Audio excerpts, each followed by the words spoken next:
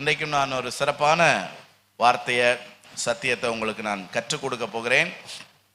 நீதிமொழிகள் 29:15. நீதிமொழிகள் 29:15. பிரம்பும் கடிந்து கொள்ளுதலும் ஞானத்தை கொடுக்கும். தன் இஷ்டத்திற்கு விடப்பட்ட பிள்ளையோ தன் தாய்க்கு வெட்கத்தை உண்டு பண்ணுகிறான். இது கர்த்தர் எனக்கு பேசின நேரடியான வார்த்தை. பிரம்பும் கடிந்து கொள்ளுதலும் ஞானத்தை கொடுக்கும். தன் இஷ்டத்திற்கு விடப்பட்ட பிள்ளையோ தன் தாய்க்கு வெட்கத்தை உண்டு பண்ணுகிறான். தன் இஷ்டத்துக்கு விடப்பட்ட பிள்ளை தாய்க்கு மட்டுமல்ல, தகப்பனுக்கும் சேர்த்துதான், குடும்பத்துக்கே வெட்கத்தை என்ன செய்யறான்? உண்டு பண்றான். அது பையனா இருந்தாலும் சரி, பொண்ணா இருந்தாலும் சரி. ஏன் அந்த வெட்கம்? ஏனென்றால் அந்த பிள்ளை தோற்று போகும், அந்த பிள்ளை சபிக்கப்படும், அந்த பிள்ளை பலவீனம் அடையும், இன்னும் பல எதிர்மறையான சூழ்நிலைகளை போட்டுக்கிட்டே போலாம் அந்த பிள்ளைக்கு பின்னாடி. ஏன் இவ்வளவு பிரச்சனை அந்த பிள்ளைக்கு? ஏனென்றால் அந்த பிள்ளை தன் இஷ்டத்திற்கு விடப்பட்ட பிள்ளை. அப்ப தன் இஷ்டத்துக்கு விடப்பட்ட மாணவன் ஆசிரியருக்கு வெட்கத்தை கொண்டு வருவான். தன் இஷ்டத்துக்கு விடப்பட்ட வேலைக்காரன் வேலை வைப்பானா? சொல்லுங்க. அப்ப எஜமானுக்கு நஷ்டத்தை கொண்டு வருவான். தன் இஷ்டத்துக்கு விடப்பட்ட குடிமக்கள் எப்படியும் போடா, எந்த பாதையிலையும் போ, என்ன வேணாலும் பண்ணுன்னு ஒரு தேசத்துல சட்டம் இருந்துச்சுன்னா அந்த தேசம் உருப்படுமா? சொல்லுங்க. நியாயாதிபதிகள் ஒரு வசனம் இருக்கு, அந்த காலத்தில் ராஜா இல்லை, ஆகவே மக்கள் என்ன பண்ணாங்களாம்? தன் தன் பார்வைக்கு சரிபோனபடி செய்தார்கள். அதுல ஒரு சம்பவம் என்ன தெரியுமா? ஒருத்தன் தன்னுடைய மறுமனையாட்டிய, ஏற்கனவே மனைவி இருக்கு, மறுமனையாட்டிய கூட்டிக்கிட்டு இவன் ஊரை சுத்துறான். போன இடத்துல தங்குறக்கு இடம் இல்லைன்னு சொல்லி ஒரு வீட்டுக்கு போயிருக்கான். அந்த ஊருக்காரங்க நைட்டு வந்து அங்க ஒரு கிழவன் தான் அந்த வீட்டில் இருந்தவன், அவனை கூப்பிட்டு உன் வீட்டுக்கு வந்த விருந்தாளிகளை வெளியே கொண்டு வா அப்படின்னு கேட்குறான். அவன் என்ன சொல்றான் பாருங்க, இவங்க என் வீட்டுக்கு கெஸ்டா வந்திருக்கிறாங்க, அதனால நான் அவங்கள வந்து அவங்களுக்கு துரோகம் பண்ண முடியாது, ஏன்னா என்னைய நம்பி என் பாதுகாப்பை நம்பி வந்திருக்கான், அதனால அவங்கள ஒன்றும் செய்யாதீங்க, என் பிள்ளைகளை தாரேங்கிறான். அவன் எப்படி பாருங்களேன், அவங்க இல்ல இல்ல இல்ல ஓம் பிள்ளைலாம் வேண்டாம், நீ இங்கே தானே இருக்கிற, ஓம் பிள்ளைகளை என்னைக்குனாலும் கூப்பிட்டுக்கலாம், எனக்கு வந்த ஆள் தான் வேணும் சொல்லி, அதுக்கப்புறம் வேற வழி இல்லாம அவன் என்ன சொன்ன தெரியுமா? இதுக்கு மேல நீ தாமதிச்சுன்னா உனக்கு செய்கிற பொல்லாப்பு இது எவ்வளவு மோசம்னு கொஞ்சம் யோசித்து பாருங்களேன். ஒரு கிழவனுக்கு செய்கிற பொல்லாப்புனா அது எப்படின்னு கொஞ்சம் யோசிங்க. அதுக்கப்புறம் கடைசியில் அந்த பெண்ணை வெளியே விட்டா காலையில வரைக்கும் அந்த பெண்ணை கொடுமைப்படுத்திட்டாங்க. அதுக்கப்புறம் அவன் என்ன பண்ணா, அந்த புருஷன் அது வரைக்கும் இவன் வீட்டில் தூங்குறான். புருஷன் மறுமனையாட்டியா கட்டின புருஷன் வீட்டுக்குள்ள தூங்குறான். அவனுக்கு எப்படி தூக்கம் வந்துச்சுன்னு தெரியல. காலில் எழுந்துச்சு அதை 12 துண்டா போட்டு 12 கோத்திரங்களுக்கும் அனுப்புறான். கொஞ்சம் யோசிச்சு பாருங்க எப்படி. ஏன்னா என்ன இல்ல, ராஜா இல்ல, நடத்துகிறவன் இல்ல. என்ன? ஆகவே தன் இஷ்டத்துக்கு விடப்பட்ட குடிமக்கள் தேசத்துக்கு எதை கொண்டு வர்றாங்க? வெட்கத்தை. தன் இஷ்டத்துக்கு விடப்பட்ட மனைவி கணவனுக்கு வெட்கத்தை கொண்டு வருவாள். இப்ப வாங்க, தன் இஷ்டத்துக்கு விடப்பட்ட விசுவாசி சபைக்கு நன்மை செய்வாங்களா? சபைக்கு மகிமையை கொண்டு வருவாங்களா? ஆமா. பக்கத்துல பார்த்து கேளுங்க, நீ உன் இஷ்டத்துக்கு வாழ்றியா?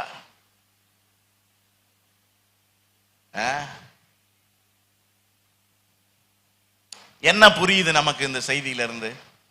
சொல்லுங்க சொல்லுங்க, பக்கத்துல கேளுங்க, என்னமா புரியுது? இப்ப பாஸ்டர் இந்த செய்தியை தொடங்கி இருக்கிறார், என்னையா புரியுது? பிரிட்டோ சொல்லியா, என்னையா புரியுது உனக்கு? நம்ம இஷ்டத்துக்கு வாழக்கூடாது. பிரிட்டோவுக்கு நல்ல கைதட்டு கொடுங்க பார்க்கலாம்.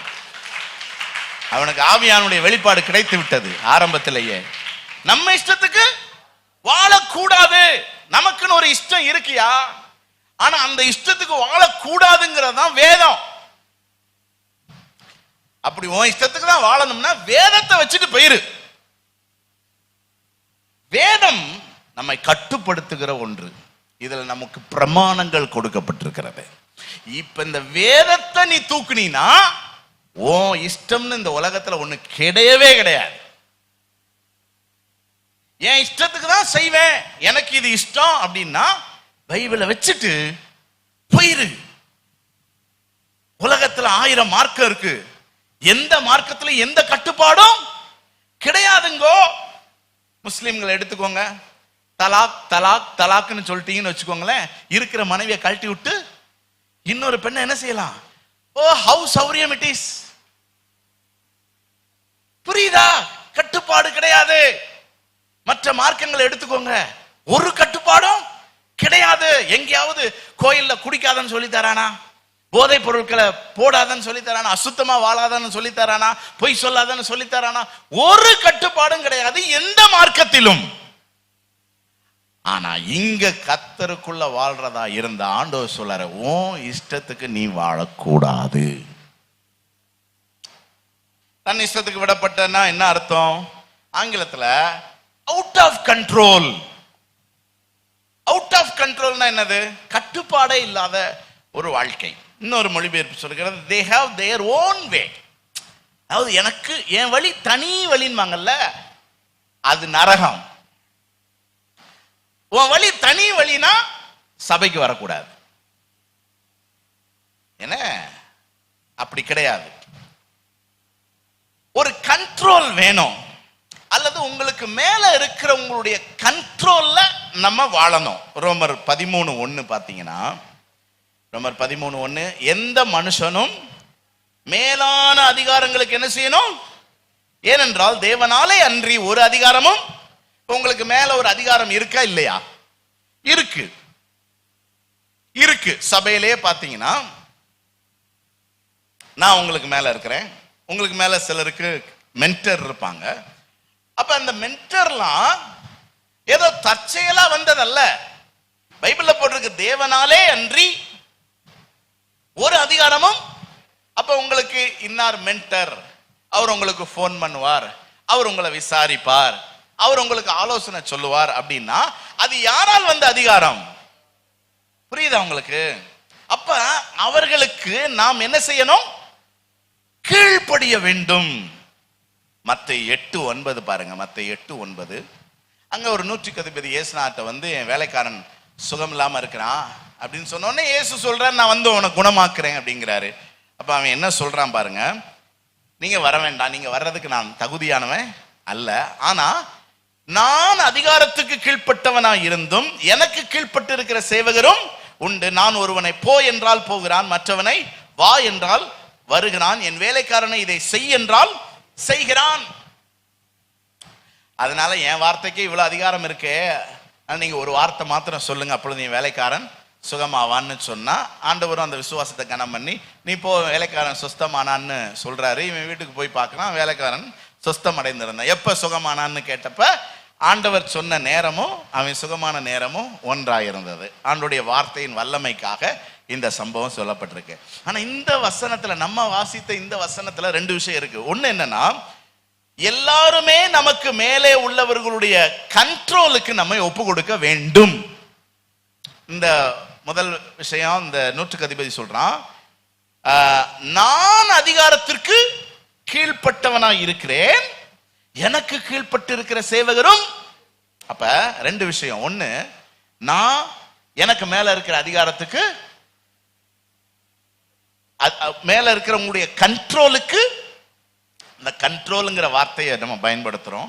அதான் அந்த ஸ்கிரீன்ல, டைட்டில் ஸ்கிரீன்ல கட்டுப்பாடுன்னு போட்டுருந்துச்சு, கண்ட்ரோல். அப்ப எனக்கு மேல இருக்கிறவங்களுடைய கண்ட்ரோலுக்கு நான் என்ன ஒப்பு கொடுக்கிறேன். 2வது, எனக்கு கீழே இருக்கிறவங்களை கண்ட்ரோல்ல வைக்கிறேன். அந்த நூற்றுக்கு அதிபதி சொல்றான், எனக்கு மேல இருக்கிறவங்களுடைய கண்ட்ரோல்ல நான் இருக்கிறேன், அவங்க என்ன சொன்னாலும் நான் செய்வேன். அதே நேரத்தில் எனக்கு கீழே இருக்கிறவனை நான் என்ன பண்ணி வச்சிருக்கிறேன், அவன் இஷ்டத்துக்கு நான் விடல. போனா போனோம், வானா வரணும், செய்யினா செய்யணும், செய்யாதனா செய்யக்கூடாது. ஐ ஹாவ் கண்ட்ரோல் ஓவர் தம். யோசிச்சு பாருங்க. இப்ப என்ன பிரச்சனை? நம்ம மேல இருக்கிற ஆளுக்கு கண்ட்ரோல்ல இல்ல, அவன் சொல்றது நம்ம கீழ்படுகிறது இல்ல. அப்ப ஆட்டோமேட்டிக்கா நமக்கு ஒரு பலவீனம் உண்டாகும். நமக்கு கீழே இருக்கிறவனை கண்ட்ரோல் பண்ண மாட்டோம். ஏன்னா நமக்கு தெரியும் நம்ம சொல்லி அவனும் கேட்க மாட்டான். ஏன்னா நம்ம மேல இருக்கிறவனுக்கு என்ன செய்யல, நம்ம எதை விதைச்சோமா அதைத்தானே அறுப்போம். நம்ம மேலான அதிகாரங்களுக்கு, இப்ப உதாரணத்துக்கு மனைவி புருஷனுக்கு என்ன செய்யணும், கீழ்ப்படியணும். அப்பதான் பிள்ளை என்ன செய்யும், தாய்க்கு கீழ்ப்படியும். பாஸ்டர் என் பிள்ளை கீழ்ப்படிய வேற, நீ முதல்ல உன் புருஷனுக்கு கீழ்ப்படி சொன்னா புரிய மாட்டேங்குது. புரியாத மாதிரியே பாக்குறது நம்மள. நான் சொல்றது புரியுதா? கணவன் மனைவி ஒன்று அல்ல. தேவன் அப்படி சிருஷ்டிக்கவே இல்லை. ஒன்றாக கணவன் மனைவியை சிருஷ்டிக்கவே இல்லை. கணவனுக்காகத்தான் மனைவியை சிருஷ்டித்தார். அதனால வேதத்துல கணவனை மனைவிக்கு கீழ்ப்படின்னு என்ன செய்யல, சொல்லல. மனைவியத்தான் கணவனுக்கு. அப்ப நான் மேலான அதிகாரத்துக்கு கீழ்ப்படிஞ்சாதான் நான் கீழே இருக்கிறவங்களை என்ன செய்ய முடியும், கண்ட்ரோல் பண்ண முடியும். இந்த ரெண்டும் நடக்கணும். நான் மேல இருக்கிறவங்களுடைய கண்ட்ரோல்ல இருக்கணும், எனக்கு கீழே இருக்கிறவங்கள நான் கண்ட்ரோல் பண்ணணும். சோ இது நம்ம எல்லாருக்குமான சத்தியம். எனக்கும் இது சத்தியம் பொருந்தும், உங்களுக்கும் பொருந்தும். ஒரு பெற்றோரா நீங்க இருக்கிறீங்க, இந்த சத்தியம் உங்களுக்கு பொருந்தும். சிலர் பிஸ்னஸ் பண்ணி ஒரு ஓனரா இருக்கிறீங்க, உங்களுக்கு சத்தியம் பொருந்தும். சில டீச்சரா இருக்கிறீங்க, இந்த சத்தியம் பொருந்தும். கேர்சல் லீடரா இருக்கிறீங்க, இந்த சத்தியம் ரொம்ப அவசியமானது உங்களுக்கு. நான் சொல்றது புரியுதா? ஆமா. இந்த கண்ட்ரோல் பத்தி தேவனை பார்ப்போம். தேவன் எப்படி இந்த முழு உலகத்தையும் கண்ட்ரோல்ல வச்சு நடத்துறாருங்கிறத உங்களுக்கு நான் சொல்ல போறேன். எபிரேயர் 1:3 இவர் தேவனுடைய மகிமையின் பிரகாசமும் அவருடைய தன்மையின் சொரூபமா இருந்து சர்வத்தையும் தம்முடைய வல்லமையுள்ள வசனத்தினாலே தாங்கி கொண்டிருக்கிறார். எங்க அந்த வார்த்தையை மட்டும் பின்னாடி உள்ள அந்த இரண்டாவது சென்டென்ஸ் எல்லாரும் சேர்ந்து வாசிங்க பார்க்கலாம். சர்வத்தையும் தம்முடைய வல்லமையுள்ள வசனத்தினாலே தாங்கி கொண்டிருக்கிறார். ஆங்கிலத்தில் என்ன போட்டிருக்குன்னா, he holds everything together by what he says. He holds everything together by what he says. தமிழ்ல என்னன்னா, சகலத்தையும் தான் சொன்னபடி செய்கிறதாக வைத்திருக்கிறார். எங்க சொல்லுங்க பார்க்கலாம். சகலத்தையும் தாம் சொல்லுகிறபடி செய்கிறதாக. அப்ப இந்த உலகத்துல இருக்கிற எல்லா இயற்கையும் யாரு சொல்றபடி தான் கேக்குது. புரியுதா? ஆமா. என்றைக்கு பூமியை உருவாக்கினாரோ அன்று முதல், சங்கீதம் 19:5 பாருங்க. சங்கீதம் 19:5 சூரியனை பத்தி சொல்லியிருக்கு. அது தன் மனவரையிலிருந்து புறப்படுகிற மணவாளனை போல இருந்து பராக்கிரமசாலியை போல தன் பாதையில் ஓட. இப்ப இந்த சூரியன் சொல்லும்போது சூரியன் மட்டுமல்ல, எல்லா கோள்களும், நவ கிரகங்கள்னு சொல்றாங்கல்ல, 9 கோள்கள்னு, அப்புறம் துணை கோள்கள்லாம் இருக்குது, விண்கற்கள் இருக்குது, என்னென்னமோ இருக்குது, எல்லாமே சுத்திக்கிட்டே இருக்குதுங்க. யாருடைய வார்த்தையின்படி? இந்த கோணத்துல சுத்துன்னு சொன்னாரு, அந்த கோணத்துல சுத்திக்கிட்டே இருக்குது. இந்த தேவனுடைய கட்டளைகளை பற்றி சில விஷயங்கள் இருக்குது. சங்கீதம் 105:31 அவர் கட்டளையிட எல்லைகளில் எங்கும் வண்டுகளும் பெண்களும் வந்தது. எங்க? எகிப்து தேசத்துல ஒரு நாள் வண்டுகளும் பெண்களும் வந்தது. வேதம் சொல்லுகிறது, யார் கட்டளையிட்டாராம்? கர்த்தர் கட்டளையிட. 34வது வசனம் பாருங்க, அதே சங்கீதம் 105:34 அவர் கட்டளையிட எண்ணி முடியாத வெட்டுக்கிளிகளும் பச்சை புழுக்களும் வந்தது. பாருங்க, அவர் சொன்ன உடனே இதெல்லாம் நடக்குது. ஆமா. 107:25 பாத்தீங்கன்னா, 107:25 அவர் கட்டளையிட பெருங்காற்று எழும்பி அலைகளை கொந்தளிக்க பண்ணும், மீண்டும் கட்டளையிட அவைகள் அடங்கும். ஓ, பெரிய கடல், பெருங்கடல் பாருங்க. மத்தேயு 8:27 பாத்தீங்கன்னா, இந்த இயேசு படகுல போய்கிட்டு இருந்தப்ப தூங்கிட்டு இருந்தாரு. பயங்கரமான கொந்தளிப்பு வந்துச்சு. சீசர்கள், ஐயரே நாங்கள் மடிந்து போகிறோம்னு எழுப்பினாங்கல்ல. அப்ப இயேசு காற்றையும் கடலையும் இறையாதே அமைதலா இருந்து அதட்டின போது என்ன சொல்றாங்க பாருங்க, இவர் எப்படிப்பட்டவரோ காற்றும் கடலும் இவருக்கு கீழ்ப்படுகிறதே. அப்ப தேவன் இந்த உலகத்துல இருக்கிற எல்லாத்தையும் அவருடைய கண்ட்ரோல்ல வச்சிருக்கிறாரு. அதனால தானங்க நீங்கள் நானும் உலகத்துல உசுரோட வாழ்ந்துகிட்டு இருக்கிறோம். கொஞ்சம் யோசித்து பாருங்க, கொஞ்சம் யோசித்து பாருங்க. அவர் கண்ட்ரோல் இல்லைன்னா இந்த உலகத்துல நம்ம வாழ முடியுமா? முடியாது. இயற்கை நமக்கு ஒத்துழைக்குமா? அப்புறம் இந்த உதாரணத்தை கொஞ்சம் திரும்ப யோசிப்போம். அவர் கட்டளையிட வெட்டுக்கிளிகளும் பச்சை புழுக்களும் வந்து எகிப்து தேசத்தை முச்சிருச்சாங்க.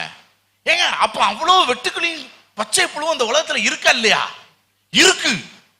ஆனா அவரு அமைதியாரு, திருத்தங்கள் பக்கம் போயிடாதன்னு சொல்லி வச்சிருக்காரு. அவர் மட்டும் போ அப்படின்ட்டாரு, வந்துடும். அப்ப சர்ப்பங்களா இருக்கட்டும், தேள்களா இருக்கலாம், இந்த மாதிரி விஷ ஜந்துக்களா இருக்கலாம், எல்லாத்தையும் அவர் கண்ட்ரோல்ல என்ன செஞ்சிருக்காரு, வச்சிருக்காரா இல்லையா? இன்னொரு உதாரணத்தை சொல்றேன். 1 ராஜாக்கள் 13:9 ஒரு சம்பவம் நடந்துச்சு. என்ன சம்பவம்? இந்த யெரொபெயாம் அப்படிங்கிறவன் இஸ்ரவேலை 2 பிரிச்சுட்டான். தாவீதின் குடும்பத்தார் தான் எருசலேம் ஆண்டாங்க. எருசலேம்ல தான் தேவனுடைய ஆலயம் இருந்துச்சு.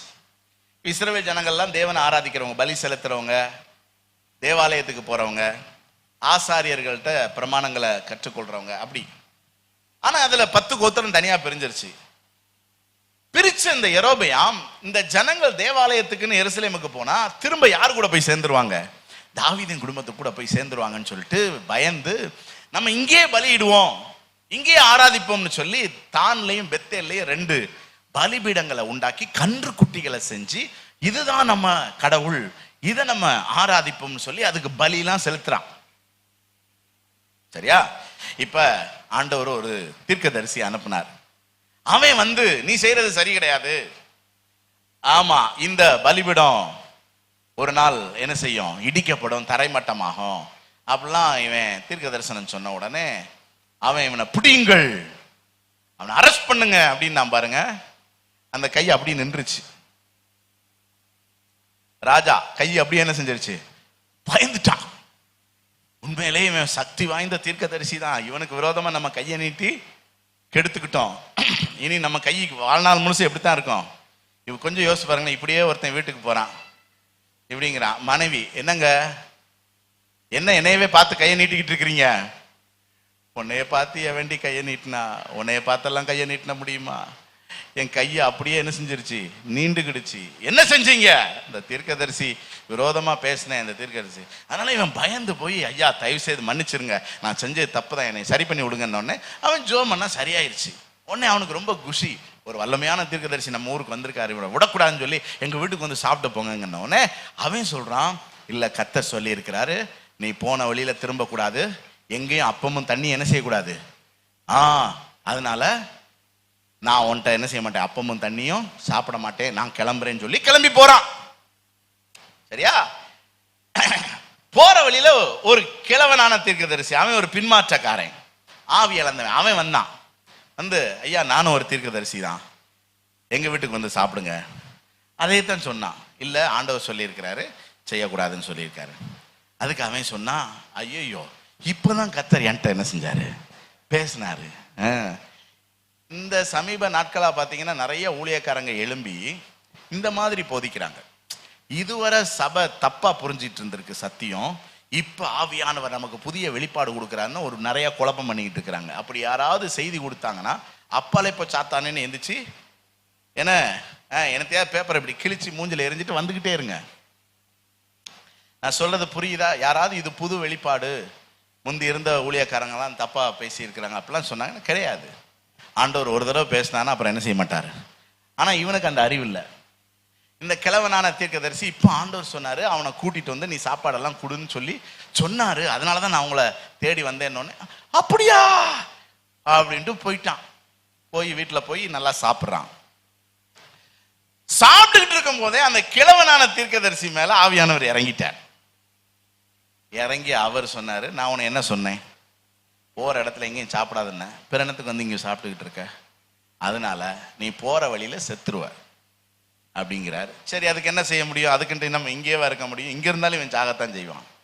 அதனால இந்த கிழவனான தீர்க்கதரிசி ஒரு கழுதையை மேலே இவனை ஏற்றி உட்கார வச்சு தேற்றி, கவலைப்படாதீங்க ப்ரோ, உங்களுக்காக நான் என்ன செய்கிறேன், நல்லா ஜெபிக்கிறேன், நீங்கள் போங்க, கர்த்தர் நம்ம மேலே கிருபை உள்ளவர், நம்ம செஞ்ச பாவத்துக்கெல்லாம் அவர் கல்வாரி சிலுவையில் ரத்தம் செஞ்சு எல்லா பாவத்தையும் மன்னிச்சிட்டாரு. அதனால நீங்க ஒன்றும் கவலைப்படாதீங்க, நீங்க போங்க, தைரியமா போங்க, கர்த்தர் நம்ம கூட இருக்கிறாரு, ஒன்று உங்களை சேதப்படுத்தாது, என் சமூகம் உனக்கு முன்பாக செல்லும்னு கர்த்தர் சொல்லியிருக்கிறாரு, ப்ரோ போங்க ப்ரோ அப்படின்னு சொல்லி இன்னைக்கு இருக்கிற பிரசங்கியார்கள் மாதிரியே அவன் என்ன செஞ்சிருக்கான், பேசி தைரியப்படுத்தி அனுப்பியிருக்கான். இப்ப காட்டுக்குள்ள போகும்போது ஒரு சிங்கம் எதிர்பட்டது. என்ன செஞ்சது தெரியுமா? அதுதான் நம்ம வாசித்தோம் நினைக்கிறேன். சிங்கம் கொன்றுச்சு. சரியா? இப்ப வசனத்தை வாசி, 25வது வசனம். அந்த வழியே கடந்து வருகிற மனுஷர் வழியிலே கிடக்கிற பிரேதத்தையும் பிரேத தண்டையிலே நிற்கிற சிங்கத்தையும் கண்டு கிழவனான தீர்க்கதரிசி குடியிருந்த பட்டணத்தில் வந்து, கவனிங்களா, இங்க என்ன ஆச்சரியம்னா, அந்த சிங்கம் இவனைத்தான் கொண்டுச்சு, கழுதை என்ன செய்யல. சிங்கம் எதுக்குங்க கொல்லும்? சாப்பிடறதுக்கு தானே. சாப்பிடலங்க, கொன்னதோட சரி. சிங்கம் பக்கத்துல என்ன செஞ்சுதான் பாருங்க, எத்தனையோ பேர் போறான். அப்ப கொன்ன சிங்கம் என்ன செஞ்சிருக்கும்? பொதுவா சிங்கம் எதுக்காக மனுஷனை அட்டாக் பண்ணது? பயத்துல தான். அப்ப நம்மளை அட்டாக் பண்ணிட்டு அது ஓடிடும். எதுக்கு நிக்குது? இங்கதான் ஆண்டவருடைய கண்ட்ரோலை பார்க்கிறோம். ஆண்டவருடைய கண்ட்ரோல். இந்த உலகத்தில் இருக்கிற எல்லாமே அவர் செய்யினா செய்யும், செய்யாதனா செய்யாது, நில்லுனா நிற்கும், உட்காருனா உட்காரும். எல்லாம் யாருடைய கண்ட்ரோல்ல இருக்குது? சத்தமா சொல்லுங்க, கர்த்தருடைய கண்ட்ரோல்ல இருக்குது. ஆமா, யோபு 38:11 பாருங்க. இதை முடிச்சுட்டு அடுத்து இதுக்கு வேகமா போவோம். 38:11. இம்மட்டும் வா, உன் அலைகளின் பெருமை இங்கே அடங்க கடவது என்று சொல்லுகிற போது நீங்க கடலை பார்த்திருக்கிறீங்களா? கடலை பார்த்தவங்க எல்லாம் 2 கையை உயர்த்தி கடல் மாதிரி கையை காட்டுங்க பார்க்கலாம். நிறைய பேர் பார்த்திருக்கீங்க. பார்க்காதவங்க வாங்க ஒரு டூர் போடுவோம். இங்கதான் இருக்கு தூத்துக்குடி, 2 கிலோமீட்டர் தான். திருச்செந்தூர் போனா 1.5 கிலோமீட்டர் தான், மணி நேரம். சரி, ஓகே. கடல் கடல் பார்த்திருக்கீங்களா? கடல் இப்படி உயர்ந்து இருக்கும், பார்த்திருக்கீங்களா? புரியுதா? கடல் தண்ணி உயர்ந்து இருக்குங்க. ஆனா ஆண்டவர், அதனாலதான் அது ஓடு வருது. இங்க ஆண்டவர் ஒரு எல்லை என்ன செஞ்சிருக்காராம்? இம்மட்டும் வா, மிஞ்சி வா. அது மட்டும் வந்திருந்துச்சு என்ன ஆயிருக்கும்? உலகமே அழிஞ்சிருங்க. அப்ப ஆண்டவர் சொன்னாருங்கிறக்காக இந்த கடல் அதால இருக்க முடியாம தான் வருது.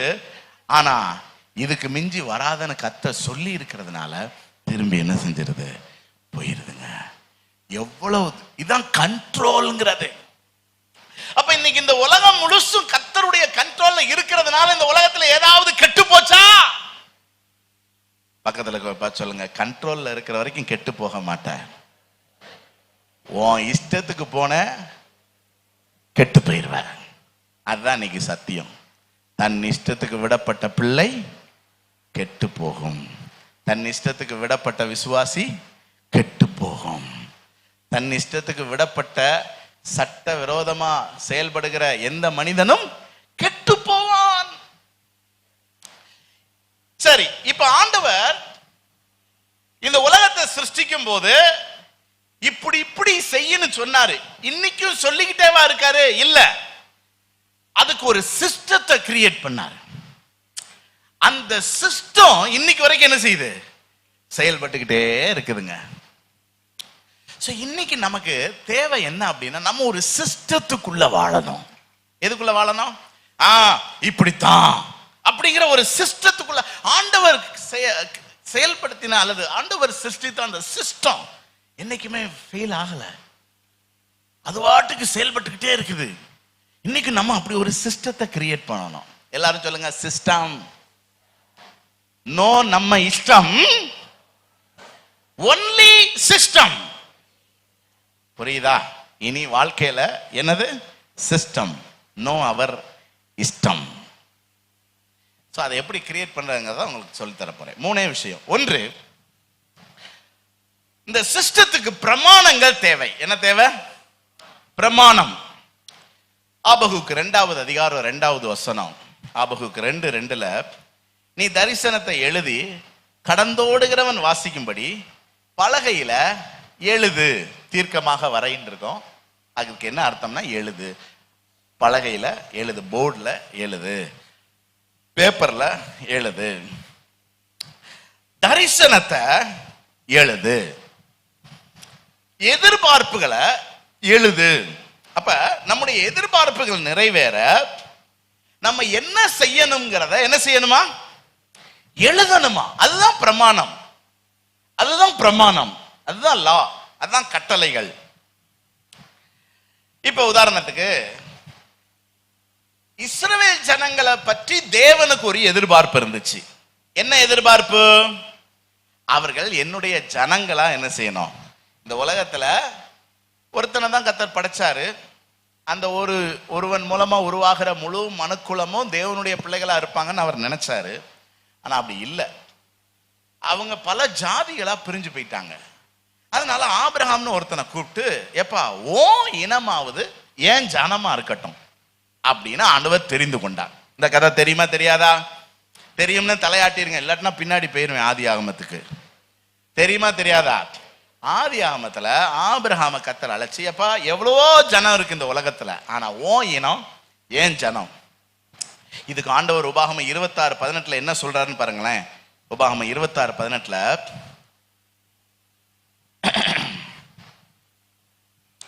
நீ என்னுடைய கட்டளைகளை எல்லாம் கை கொண்டால் எனக்கு சொந்த ஜனமா இருப்பா. எல்லாரும் அந்த 2வது சென்டென்ஸை வாசிங்க பார்க்கலாம். நீ என்னுடைய கட்டளைகளை எல்லாம் கை கொண்டால் சொந்த ஜனமாய். அப்ப ஆண்டவர் அவருடைய எதிர்பார்ப்பின்படி இந்த ஜனத்தை தன்னுடைய சொந்த ஜனமா வச்சுக்கிறதுக்கு அந்த ஜனத்துக்கு என்ன கொடுத்தாராம்?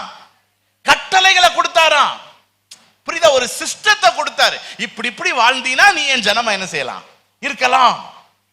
ஆண்டவர் ஒரு சிஸ்டத்தை கிரியேட் பண்ணாரு. அதுக்குள்ளதான் பலிகள் இருந்துச்சு, பண்டிகைகள் இருந்துச்சு, பிரமாணங்கள் இருந்துச்சு, தேவாலயம் இருந்துச்சு, உடன்படிக்கை பெட்டி இருந்துச்சு, ஆசாரியர்கள் இருந்தாங்க, லேவியர்கள் இருந்தாங்க. ஆண்டவர் ஒரு சிஸ்டத்தை கிரியேட் பண்ணி அவர்கள் மத்தியில வாழ்ந்தார். அந்த சிஸ்டத்துல இருக்கிற வரைக்கும் அவங்க யாருடைய ஜனம்? கர்த்தருடைய ஜனம். இது ஒரு நமக்கு ஒரு உதாரணம். அது மாதிரி நம்முடைய வாழ்க்கையில நம்ம சில எதிர்பார்ப்புகளை அடையணும்னா அதுக்கு ஒரு சிஸ்டத்தை நம்ம என்ன செய்யணும், கிரியேட் பண்ண. சில உதாரணங்களை நான் உங்களுக்கு சொல்றேன். இப்ப நீங்க கடனை எல்லாம் அடைக்கணும்னு விரும்புறீங்க. விரும்புறவங்க எல்லாம் கை வைத்து காட்டுங்க பார்க்கலாம். பரவாயில்ல, நம்ம சபையில கொஞ்சம் தான் கடன்காரர்கள் இருக்கிறாங்க போல. நான் கூட உங்களுக்கு எல்லாத்துக்குமே கடன் இருக்குமோ அப்படின்னு நான் பயந்து தான் கானான் தேசத்துக்காக கடன் அடைக்கிறதுக்கு கொடுங்கன்னு கேட்காம இருந்தேன். விட்டுருங்க, அடுத்த வாரம் நான் முழு பிரமாணத்தோட வாரேன். சரி, அவங்ககிட்ட நிறைய இருக்குது, வாங்க வேண்டியது இருக்குது. திரும்ப ஒருக்கா நான் கேட்கிறேன், எனக்கு நிறைய கடன் இருக்கு, சீக்கிரமா அடைக்கணும்னு சொல்றவங்க கை வைத்து காட்டுங்க பார்க்கலாம். சரி, கவனிங்க. அப்ப நீங்க என்ன செய்யணும்னா எழுதணுமா, ஒரு சிஸ்டத்தை கிரியேட் பண்ணணுமா. அந்த எதிர்பார்ப்பை அடைவதற்கு எழுதணுமா. அதுதான் சொல்றாரு, உனக்கு தரிசனம் நிறைவேறதுக்கு நீ எழுது. சரி, என்னதான் எழுதணும்? மொத்த வருமானம் என்ன, மொத்த செலவு என்ன, மாசந்தோறும் எவ்வளவு வருது, எவ்வளவு செலவாகுது. அப்ப எப்படி இந்த செலவுகளை குறைச்சி மீதம் எடுக்கலாம்? ஏன்னா மீதம் எடுத்தாதான கடன் அடைக்க முடியும். அப்புறம் அப்ப மீதம் அந்த செலவுகளை குறைக்கிறதுக்கு என்னென்னலாம் பண்ணலாம்? இனிமேல் வாரத்துல ஒரு நாள் தான் கறி எடுப்போம், மாசத்துல ஒரு நாள் தான் பரோட்டா வாங்கி சாப்பிடுவோம். டெய்லி பரோட்டா வாங்கி சாப்பிட்டா கடன் அடையுமா? அடையாது. ஏன்னா பரோட்டா சாப்பிட்றவங்க பிறகு ஜெலிசிலுக்கு வேற செலவு பண்ண வேண்டியது இருக்கு. அதனால அது பிறகு மாசத்துல 2 தடவை ஆஸ்பத்திரியில போய் வயிற்று வலிக்கு ஊசியை போடணும். அதனால அது செலவு அதிகம். இந்த செலவு கணக்கு குறைக்கிறோம். இந்த வருஷம் பண்டிகைக்கு நம்ம புத்தாடை எடுக்க போவது கிடையாது. இப்படி நம்ம ஒரு சிஸ்டத்தை நம்ம குடும்பத்துல கிரியேட் பண்ணாதான் எதை அடைக்க முடியும், கடன் அடைக்க முடியும். நான் சொல்றது புரியுதா? Very practical. கடன் அடைக்கணும்னா இந்த மாதிரி ஒரு சிஸ்டத்தை கிரியேட் பண்ணுங்க, எழுதுங்க. புரியுதா? எல்லாருமா சேர்ந்து பிளான் பண்ணுங்க, எழுதுங்க. அப்புறம் இந்த கடன் அடைக்கிறதுக்கு கர்த்தருடைய தயவு நமக்கு வேணும்ல. அப்ப நம்ம என்ன தீர்மானம் எடுக்கிறோம்? இனி எல்லா வெள்ளிக்கிழமையும் காலையில உபவாச ஜெபத்துக்கு குடும்பமா போகணும். இந்த கடன் அடைகிற வரைக்கும் நம்ம என்ன செய்யணும்? போனோம். எழுதுங்க. என்னென்ன தப்பு பண்றோம், இதெல்லாம் பண்ணக்கூடாது, கர்த்தருக்கு பிடிக்காது, கர்த்தருடைய தயவு நமக்கு வேணும்னா நம்ம பரிசுத்தமா இருக்கணும். அப்ப இன்னில இருந்து நம்ம வீட்டுல சீரியல் ஓடாது. எழுதுங்க. என்ன அப்படி ஒரு சிஸ்டத்தை கிரியேட் பண்ணணும். அப்பதான் கடன் என்ன செய்யும்? அடையும். சரி, பிள்ளைகள் தேவ பக்தியா இருக்கணும் விரும்புறீங்க. இப்ப ஆபகுக்கு 2:2 என்ன சொல்லுது? நீ தரிசனத்தை எழுது. என்ன தரிசனம்? இப்ப பிள்ளைகள் தேவ பக்தி உள்ளவர்களா வளரணும். என் பிள்ளைகள் எல்லாம் தேவ பக்தி உள்ளவர்களா வளரணும், வந்து எல்லாருக்கும் சாட்சியா இருக்கணும், ஊழியம் செய்யணும், அப்படிலாம் நம்ம விரும்புறோம். பார்த்தீங்களா? அதான் தரிசனம். அத எழுதியாச்சு. எழுதிட்டு அதுக்கு ஒரு சிஸ்டத்தை கிரியேட் பண்ணுங்க. என்ன சிஸ்டம்? அப்ப தினந்தோறும் பிள்ளைகளை ஜெபிக்க வைக்கணும், வேதம் வாசிக்க வைக்கணும். தினந்தோறும் பிள்ளைகளை வச்சு குடும்பமா அப்பா அம்மா என்ன செய்யணும்? ஜெபிக்கணும், குடும்ப ஜெபம் பண்ணணும். அப்புறம் வசனங்களை மனப்பாடம் பண்ண சொல்லணும். ஆலயத்துக்கு தவறாம வர சொல்லணும். வந்த ஆலயத்துல ஒழுங்கா உட்கார சொல்லணும். அந்த பிள்ளை என்ன இன்னைக்கு செய்தி கேட்டுச்சுன்னு என்ன செய்யணும்? இதெல்லாம் எழுதணும். என்னென்ன தவறு செய்யக்கூடாது, எது எது தவறு எழுதணும். ஒரு சிஸ்டத்தை கிரியேட் பண்ணணும். நம்ம வீடு இப்படித்தான், நம்ம வீட்டில் இப்படி செய்யக்கூடாது. எங்க வீட்டில் அப்படி ஒரு சிஸ்டம் இருந்துச்சு. 4:30 ஸ்கூல் முடிஞ்சா 5 மணிக்கு வீட்டுக்கு வரணும். சிஸ்டம். ஒரு நாள் மிஸ் ஆனாலும் எங்க அம்மா சப் இன்ஸ்பெக்டரா என்ன செஞ்சிருவாங்க? மாறிடுவாங்க. சிஸ்டம். ஆமா, ஸ்கூல் டீம்ல சேரக்கூடாது. மேட்ச் விளையாடுறதுக்கு ஸ்கூல் டீம்ல என்ன செய்யக்கூடாது? நீ ஸ்கூலுக்கு போற அந்த நேரம் என்னமா விளையாண்டுக்கோ, ஆனா 4:30 முடிஞ்ச 5 மணிக்கு சிஸ்டம். அது மாதிரி ஸ்கூல் ஃப்ரெண்டு ஒருத்தனும் வீட்டுக்கு வரக்கூடாது. சிஸ்டம். இதெல்லாம் எங்களுக்கு இருந்த சிஸ்டம். அது மாதிரி எந்த ஃப்ரெண்டு வீட்டுக்கும் போகக்கூடாது. ஸ்கூல் முடிஞ்சா வீட்டுக்கு வரணும், வீட்லயே தான் இருக்கணும். சிஸ்டம். சிஸ்டத்தை கிரியேட் பண்ணுங்க. அதனால எங்களுக்கு தெரியும், எங்க வீட்டில் ஒரு சப் இன்ஸ்பெக்டர் இருக்கிறாங்க, அவங்க சட்டம் போட்டிருக்கிறாங்க. இதை மீறி நம்ம ஒரு ஆப்ஷன் கூட என்ன செய்ய முடியாது. டூர் போகக்கூடாதுங்கிறது எங்க வீட்டில் சிஸ்டம். ஸ்கூல் டூர் போவாங்க, நாங்க என்ன செய்யக்கூடாது.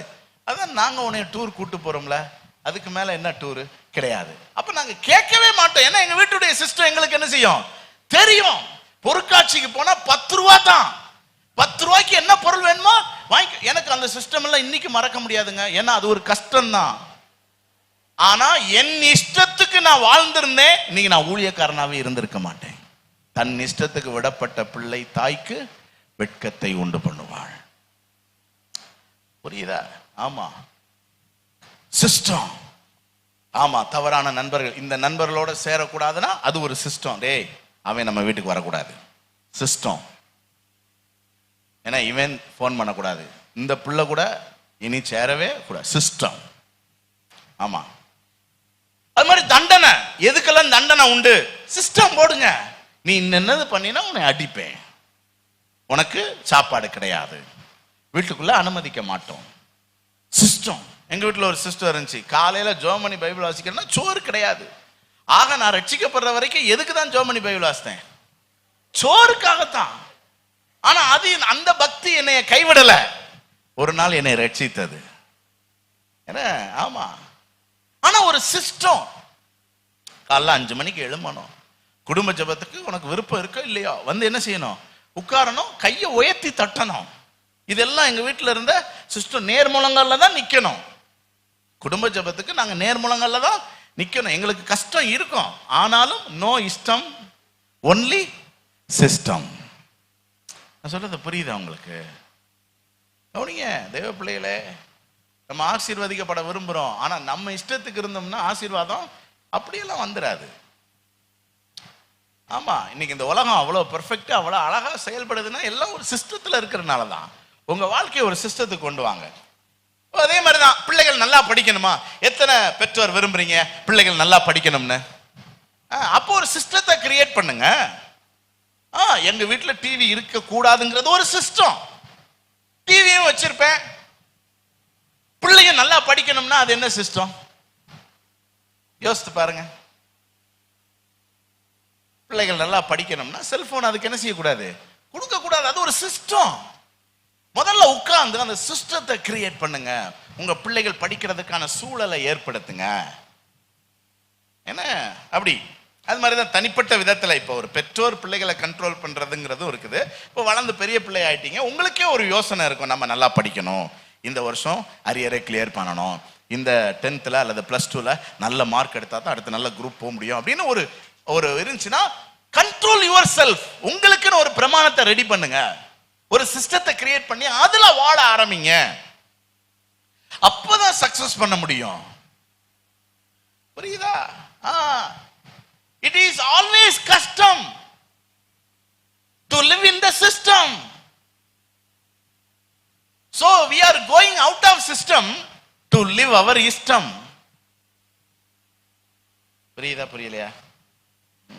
புரியும், எல்லாம் புரியும். ஆனா புரியாத மாதிரியே தான் பார்த்துக்கிட்டு இருப்போம். ஏன்னா இது ஒரு கஷ்டமான ஒரு விஷயம்தான். நம்ம எல்லாருமே நம்ம இஷ்டத்துக்கு தான் இருக்கணும்னு நம்ம என்ன செய்வோம்? விரும்புவோம். ஆனா ஆண்டவர் தெளிவா சொல்லாரு, உன் இஷ்டத்துல இருக்கிற வரைக்கும் ஆசீர்வாதம் கிடையாது. ஒரு கண்ட்ரோலுக்குள்ள வாங்க. சரியா? இப்ப வாங்க மெயின் ஐட்டத்துக்கு வருவோம். சபை வளர்ச்சி. நம்மளும் சபை வளரணும் வளரணும் விரும்புறவங்கள ஒரு அலையிலையா சொல்லுங்க பார்க்கலாம். அப்ப நம்ம அவரவர் இஷ்டத்துக்கு இருந்துகிட்டு இருந்தோம்னா எப்படி சபை வளரும்? அப்ப சபைக்கு ஒரு சிஸ்டம் வேணும். யாருடைய கண்ட்ரோலுக்கு வரணும்? நீங்க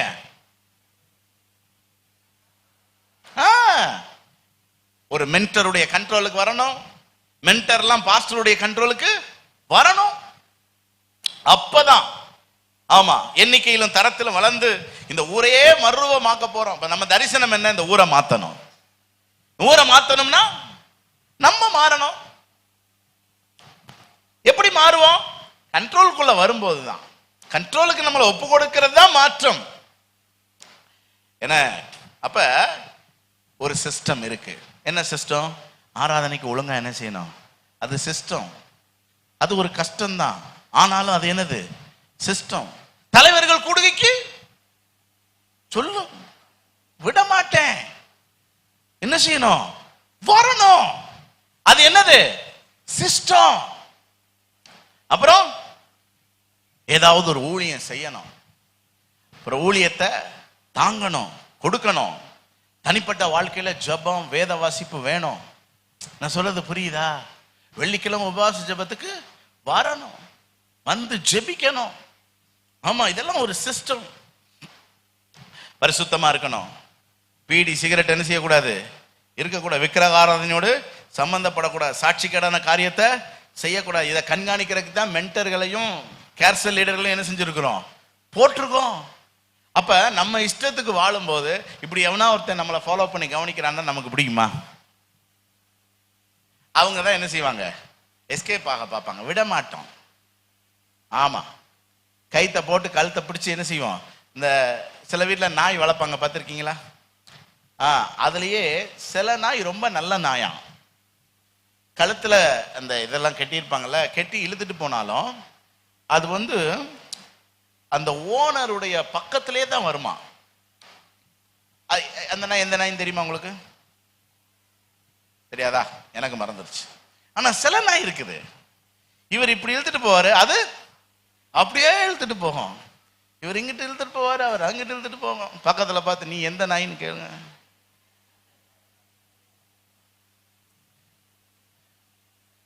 பாஸ்டர் போற போக்கிலேயே போற நாயா, அல்லது அவர் ஒரு ஒக்க இழுக்க நம்ம ஒரு ஒக்க இழுக்க? போன வாரம் தானே அவர் பேசினாரு. என்ன யாரு? வண்டி எங்க போகுது? கன்னியாகுமரிக்கு. ஆள் எங்க போகுது? டெல்லிக்கு. பாஸ்டர்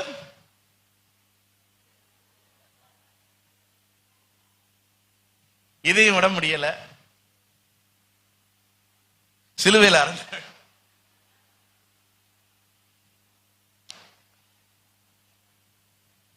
நீங்கள் கட்டுப்படுத்தப்படுகிறீர்கள் சபைக்காக. இது நல்லதுக்கா கெட்டதுக்கா?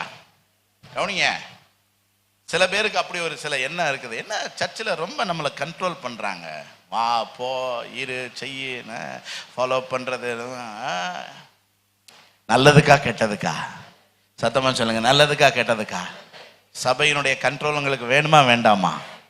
வேணும், வேணும். நல்லதுக்கு தான்.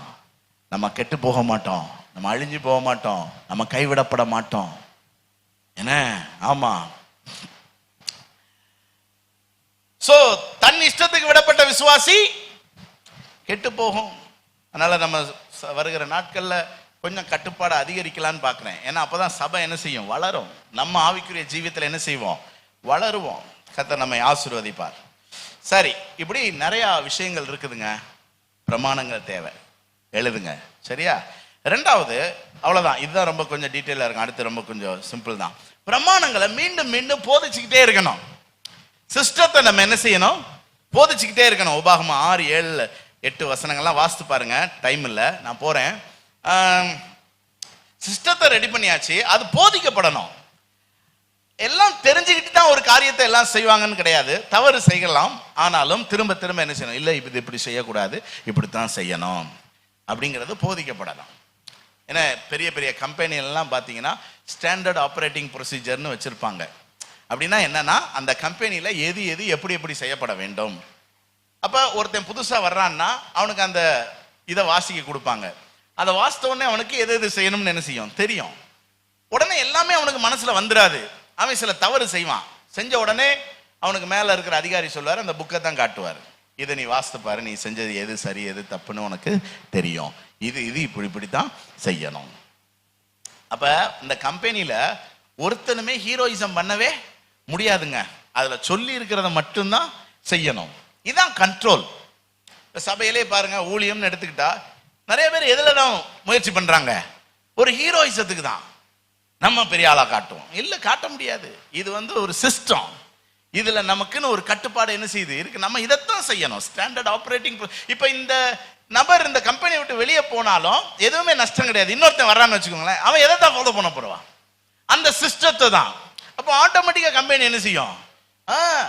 இப்ப சூப்பர் மார்க்கெட்லாம் இருக்குதுங்க.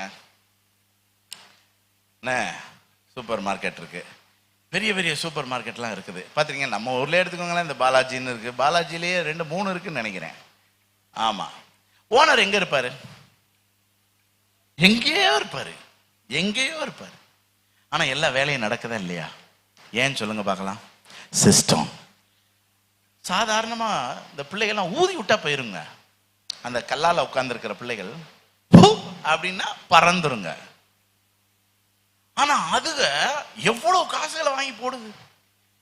பாலாஜி நஷ்டம் ஆயிடுச்சா? திவால் ஆயிடுச்சா? ஒரு தப்பு நடக்கிறதுக்கு வாய்ப்பே கிடையாது. ஏன்னா அங்க என்ன இருக்குது? ஒரு சிஸ்டம் இருக்குது. அந்த சிஸ்டம் போதிக்கப்படுது. ஒரு பிள்ளைய வேலைக்கு சேர்த்தாங்கன்னா, இத்தனை மணிக்கு வரணும், இதை செய்யணும், இப்படி இப்படி கணக்கு ஒப்படைக்கணும், இதை வாங்கணும், இதை கொண்டு போகணும், இது இப்படி அது அப்படி. சிஸ்டம் இது போதிக்கப்படும். பிள்ளைகளுக்கு போதிச்சுக்கிட்டே இருங்க. நம்ம சிஸ்டம் என்னது, நம்ம கல்ச்சர் என்னது, நம்ம சபையில எது எது எப்படி இப்படி நடக்கும் பாருங்க. சின்ன பிள்ளைகளுக்கு நம்ம சரியா நிறைய விஷயங்களை போதிக்கிறதுங்களுக்கு சில உதாரணங்கள் சொல்லுங்க.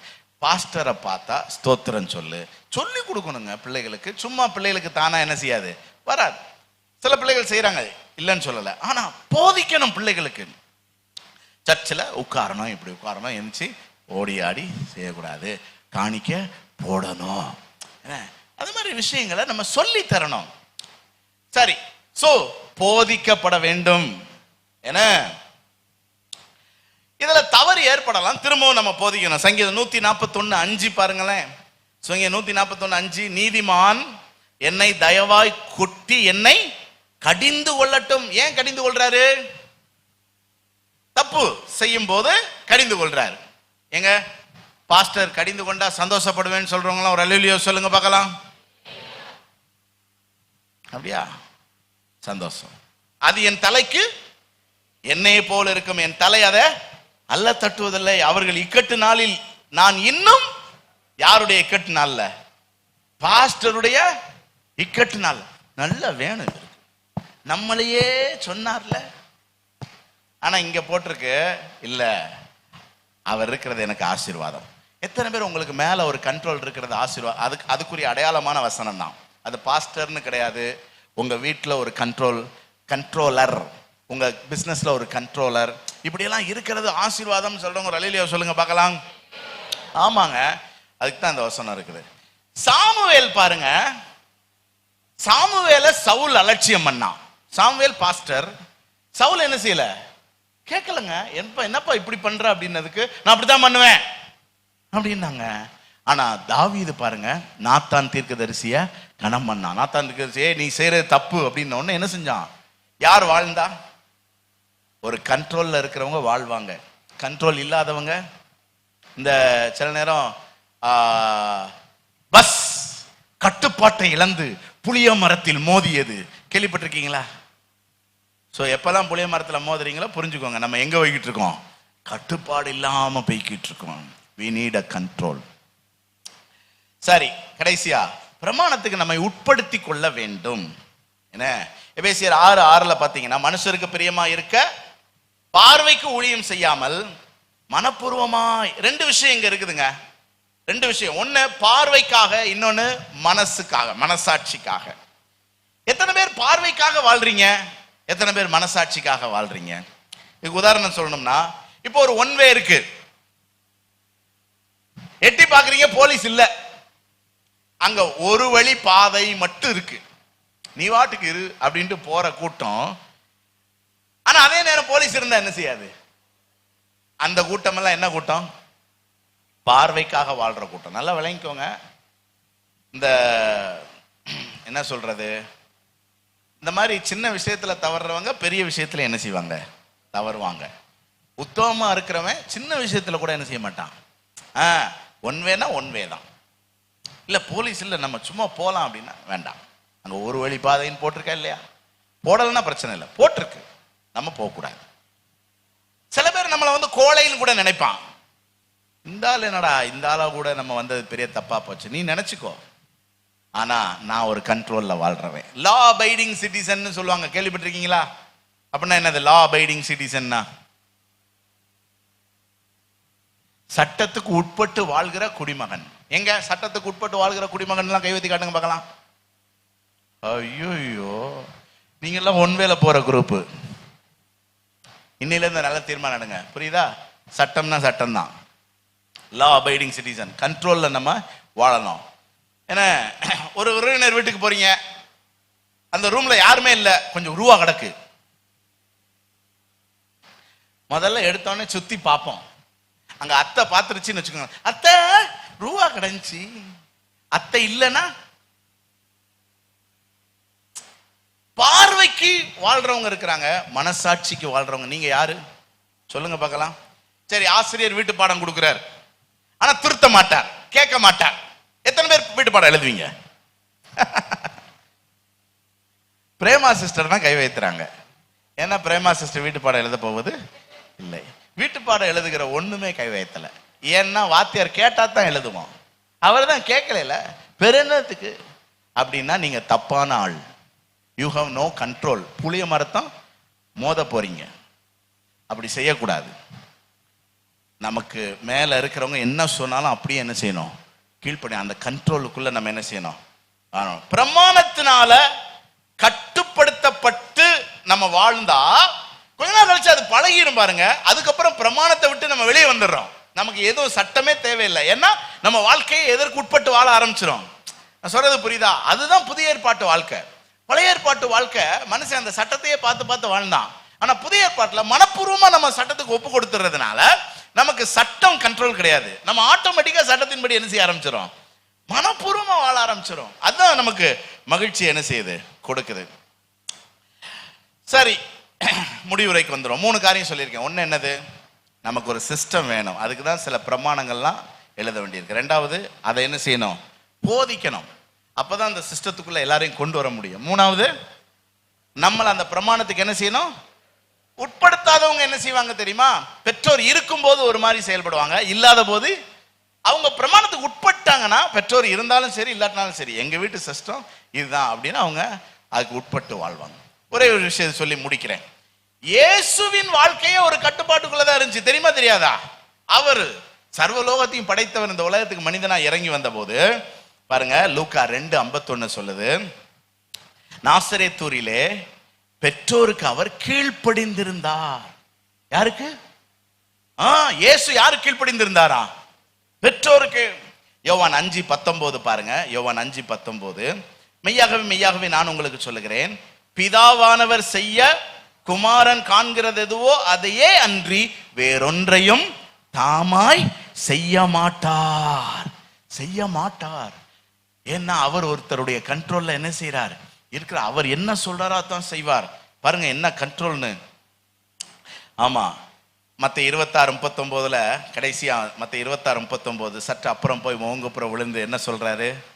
இந்த பாத்திரம் என்னை விட்டு நீங்க கூடுமானா, ஆகிலும் என் சித்தத்தின்படி அல்ல, என் இஷ்டத்தின்படி அல்ல, உம்முடைய சித்தத்தின்படி ஆகும். இயேசு பாருங்க ஒரு கண்ட்ரோல்ல அவர் என்ன செய்ய. அப்ப அவர் நமக்கு ஒரு முன்மாதிரியா இருக்கிறார். அதனால நம்மள ஒரு கண்ட்ரோலுக்கு என்ன செய்யணும்? ஒப்பு கொடுக்கணும். எத்தனை பேர் ஒப்பு கொடுக்க போறீங்க?